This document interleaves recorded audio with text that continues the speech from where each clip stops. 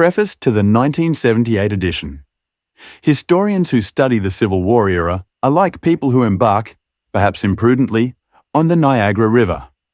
They see downstream a great plume of spray and hear the thunder of the falls. They cannot fully appreciate where they are without reference to what lies before them. Similarly, as historians survey the antebellum years, they cannot interpret the period without reference to the tragedy of the 1860s. As best they can, they must confront the problem of why there was a civil war. American history does not pose a more significant question.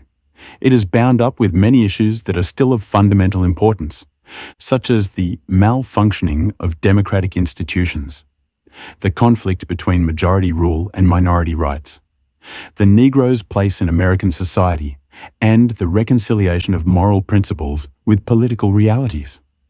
The search for an answer must be pursued into the war itself, which often reveals as nothing else can what the antagonists hoped to accomplish by taking up arms. This is a complicated task because war aims change according to the demands and opportunities of the conflict.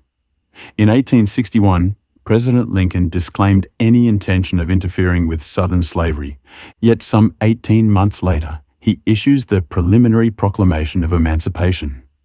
Some war aims are avowed, others are not, and still others seem to appear spontaneously.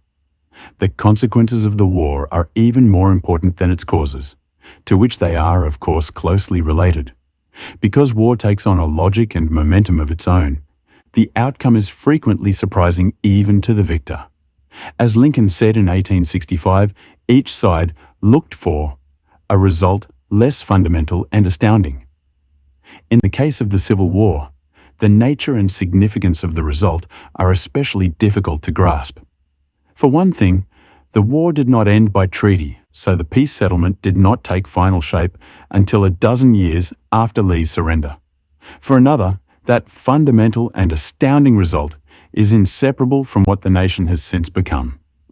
Americans have long sensed that the Civil War era is the great divide in their history, with an older way of life on one side and modern America on the other. Perhaps that is why they return to it so often in search of their national identity. Ludwell H. Johnson.